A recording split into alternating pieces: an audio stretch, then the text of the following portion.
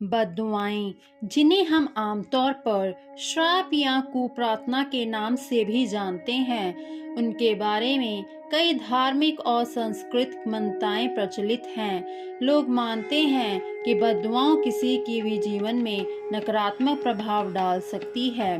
कहा जाता है कि बद्दुआएं इंसान का अच्छा खासा जीवन बिगाड़ देती है, इसलिए कोशिश यही करनी चाहिए कि किसी की बद्दुआ ना लगे। कई बार ऐसा होता है कि लोग मेहनत खूब करते हैं, लेकिन काफ़ी कोशिश करने के बाद भी उन्हें सफलता नहीं मिलती है। इसकी वजह किसी की जाने अनजाने में हुई बददुआ भी हो सकती है।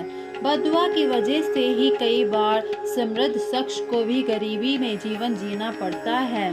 आइए हम आपको इससे जुड़ी एक कहानी सुनाते हैं। यह कहानी राजस्थान के एक छोटे से गांव की है। वहां एक बहुत अमीर व्यापारी था जिसका नाम था रतनलाल। रतनलाल बहुत धनवान था, परंतु उसके दिल में दया और करुणा का कोई नामो निशान नहीं था। वह हमेशा अपने व्यापार के विस्तार में लगा रहता था और अपनी संपत्ति को बढ़ाने की किसी भी हद तक जाने के लिए तैयार रहता था। एक दिन गांव में एक भयानक तूफान आया। कई घर उजड़ गए और बहुत से लोग अपने परिवार से बिछड़ गए। तूफान के बाद कुछ अनाथ बच्चे रतनलाल के घर के सामने आए और उससे मदद की गुहार करने लगे। वे भूखे और ठंड से कांप रहे थे।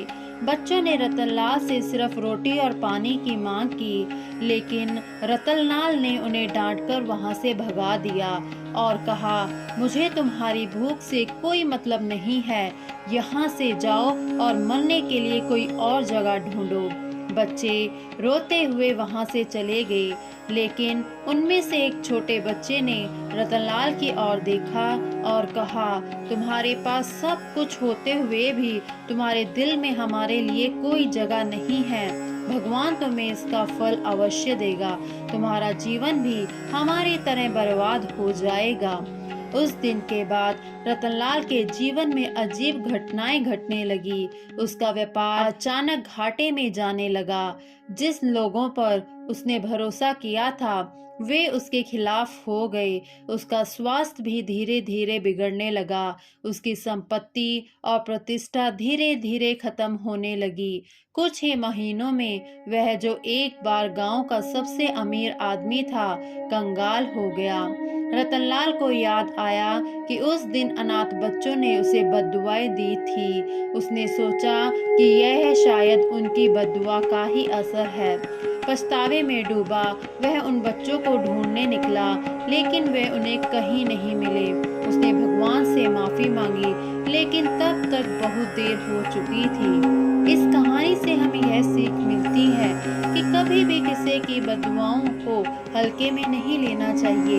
यदि हमारे पास शक्ति और संसाधन है तो हमें उनका सही उपयोग करना चाहिए और जरूरतमंदों की मदद करनी चाहिए, वरना हमारी कठोरता हमारे जीवन को बर्बाद कर सकती है।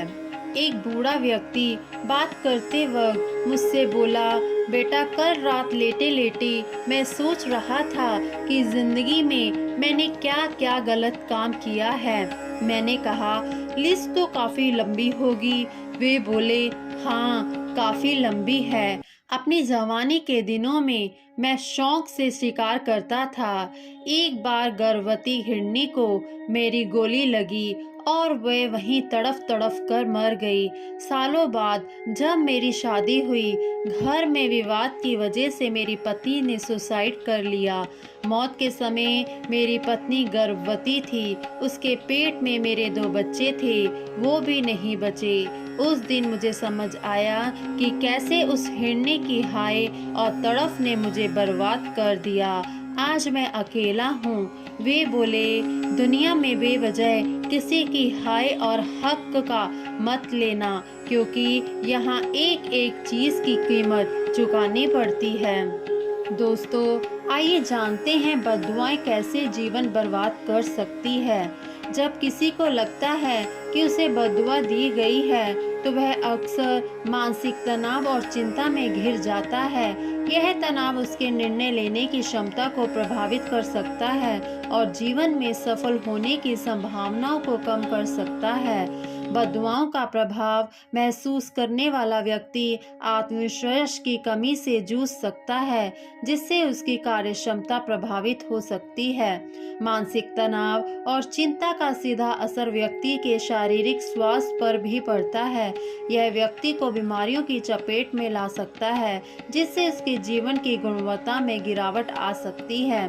बद्दुआएं व्यक्ति को नकारात्मक सोच की ओर ले जा सकती हैं। वह अपने चारों ओर नकारात्मक ऊर्जा महसूस करने लगता है, जिससे उसकी उत्पादकता और जीवन के प्रति दृष्टिकोण प्रभावित हो सकता है। जो व्यक्ति बद्दुआओं का शिकार महसूस करता है, वह अक्सर अपने करीबी रिश्तों में भी संदेह और असुरक्षा का अनुभव करता है।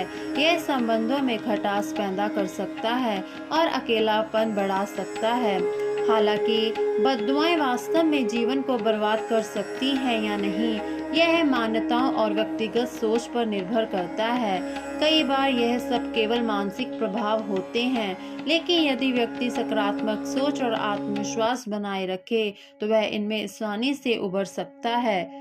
ज्योतिष के जानकारों की माने तो कई बार अनजाने में ही हम लोगों का दिल दुखा देते हैं। वह हमें किसी तरह का नुकसान तो नहीं पहुंचा पाते, लेकिन दिल से उनकी जो बद्दुआएं निकलती हैं वह हमारे लिए दुर्भाग्य लाती हैं। इसकी वजह से हमारे काम बनते बनते बिगड़ जाते हैं, व्यक्ति पर कर्जा बढ़ जाता है, विवाह में देरी और संतान प्राप्ति में विलंब होता है। लेकिन कुछ ऐसे उपाय हैं जिनसे आपको राहत मिल सकती है।